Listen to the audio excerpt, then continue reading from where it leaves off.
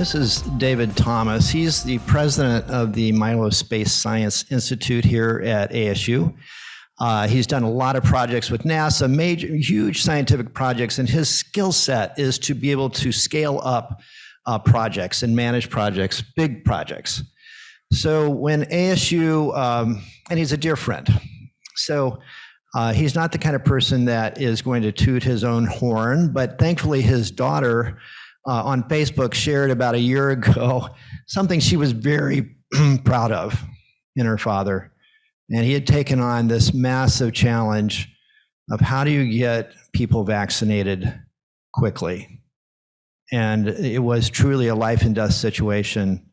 And the governor, through Department of Emergency Services, basically asked, ASU had a huge response, as did many other institutions, and we're not saying ASU is the only one, but ASU took on the COVID issue in a big, big way. And it was sort of all hands on deck for this crisis, for such a time as this. Biodesign Institute was very involved, and many other partners. But they came to David and said, would you, he had stood up the mass testing site at State Farm Stadium in the summer, back when that's all we had was test. And now we had a vaccine. And it was a race against time because lives were on the line. And he was asked, I believe on January 5th, on a Tuesday afternoon, if his team could come together and set up a mass vaccination site. You should tell this. When am I telling you the story? I'm just so struck by it and touched by it that I just had to say something, but take it away, brother. Thank you, Dad. Yeah, so it was sort of an interesting moment. I had a very good relationship with the Department of Emergency and Military Affairs due to testing we'd rolled out throughout the state of Arizona, and as like Ben said, I get the call, hey, can you give me a proposal? And I'm like, sure, when do you need it? I need it in 3 hours. I'm like, okay. And then I get a call that evening, it's like, the governor loves it, can we start on Monday? And so it was very much that sort of all hands on deck. And fast forward a couple of months later, there was an author that was writing an article for the New York Sunday Times, and basically it's like, what is it with this university, ASU? It's like all these other universities kind of went underground. What made this organization different? And I think it was just as Ben said, there was a group of people that didn't think that it was not okay to run to the front lines, and there were many of those people who did that, ran to the challenge. So what happened? About a year ago, we were doing this conference totally virtually, right? So, and in the midst of it, I discovered this friend was literally working 24/7. I mean, it was a 24/7 operation, and we've got a few pictures of this just to document that, if you can put that up there. So this was the mass vaccination site at the, looks like a flying saucer that landed in the desert, but that's actually the Cardinals football stadium. And that became a mass vaccination site. And they were operating 24 hours a day, 7 days a week, through all sorts of weather. Yeah. It does get cold in the desert, especially at night. And they got a tremendous storm that came through, I think, and pretty much leveled everything. They persevered. There's David. And there's a really wonderful young woman, Brittany Hayes, who was actually interviewed by the president and vice president. And that's came an interesting, and why this ties in with our Science and Hope conversation. You want to share about that? Sure. So Brittany's a really special individual. When we got the call, she had been supporting the testing, and I asked her, would you be willing to lead the clinical processes for a mass vaccination site? We didn't have a playbook. You couldn't Google how to do a mass vaccination site. And she said yes, almost immediately. And she said, and I'm going to delay my master's. And I said, Brittany, I'm just not sure that's a good idea. Are you sure you want to do this? And her response was, I don't know that I'll ever do anything more important in my career. and now she's doing amazing things. But it was in this process of when people started coming through, we were a little bit surprised by the visceral reactions, the tears that occurred after the dose was administered, the smiles, the thanks. And we were asking people, how do you feel? And it's like we started hearing, I can imagine traveling. I can visit family. And if you go back in time a little bit, we had been indoors for about 10 months.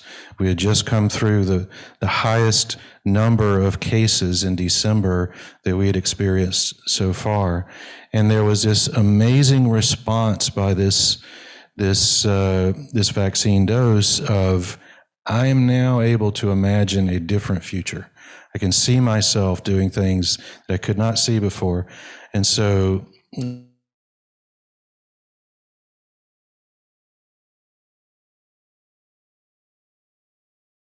producing hope. Great phrase, and in fact, the president continues to use that phrase to this day to describe the vaccine. Let's go to the statistics. 800,000 vax. Well, I'll let you read. These are the statistics you gave me.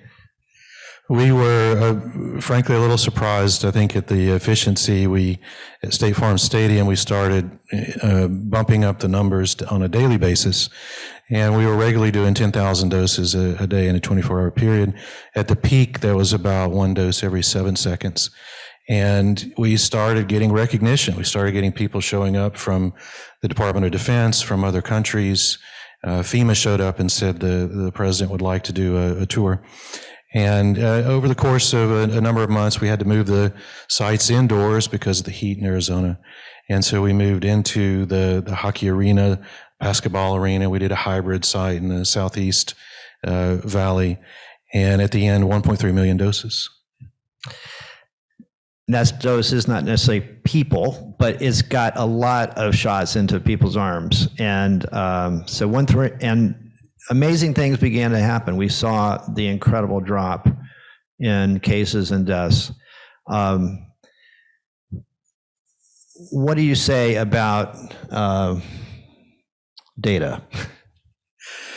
It's my background is physics, so I'm not a biochemist, but the data to me was pretty evident. I mean, the precipitous drop in cases, and then now we see lots of data around individuals that have the vaccine are much less likely to receive severe cases and certainly much less likely to die. So I think the data is fairly straightforward. Yeah, in fact, I've got a slide for Arizona Department of Health Services. It was from December. This is stunning, and I hope that we will take this to heart. Unvaccinated people are 4 times at risk of infection from COVID. They are 24 times at risk of hospitalization and 58 times at risk of death.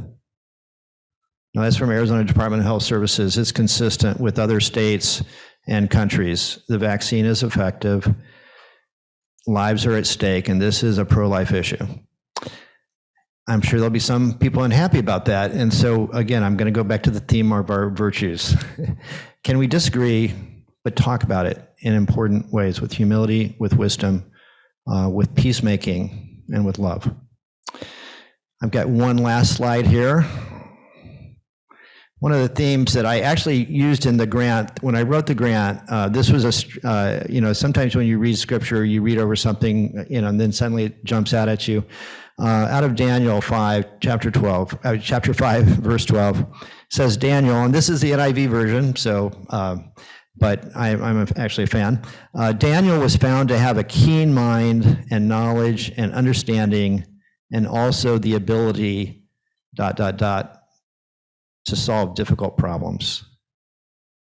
That jumped out at me.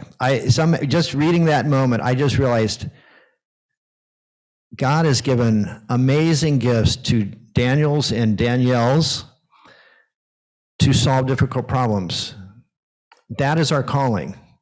I'm not saying it's our only calling, but sometimes Christians, to be honest, I think we're good at creating problems. What if we were really good at solving problems? The problem is that the people who get most of the attention are the ones that are good at creating problems. the quiet guys who you would never, I'm the only reason why you would know this, right? And his daughter. These are problem solvers. These are people who care about other people. And I would just like very quickly for you to share and about what you and your family are doing on your off hours. Yeah, thank you, Ben. I have to say there was so many people involved in this, from government to volunteers that showed up, and it was really amazing to hear the stories of people who said, I feel like I'm part of the solution. And that motivated individuals to come out to a parking lot in the cold and the snow and the heat later. And I think we all have that desire, number one, to identify a purpose that we can offer, and then to translate that in such a way that it affects some other human being, to make a difference in their life. There's nothing greater. And so that's what we're doing is we've started a foundation called Open Doors Arizona, and we're looking to, first and foremost, improve education outcomes, helping vulnerable populations get into college, stay there, working with entrepreneurship for adults, but it's really about helping them find that sense of purpose. I believe God's given every human being traits, characteristics, talents, however you want to look at it, and those that identify those or train in those, become skilled in those, have the opportunity to make an impact, to make a difference. And what better thing can we do with the talents that we have? So thank you, Ben. I appreciate the opportunity to share. Thank you, brother. And by the way, they're looking for people to join with them, right? So it's not meant to be a band of three. It's meant to be a movement. And as we really reach out to underserved communities, marginalized, those who have been forgotten, First Nations, we have 24 tribes in our state, and they're often the last that we think about and care about. And they're trying to flip that, because we have 1,500 Native American students at ASU too, by the way. And how are we caring for them and helping them to be empowered and successful and able to be change makers alongside of us? Okay, thank you, brother. Thank you, Ben.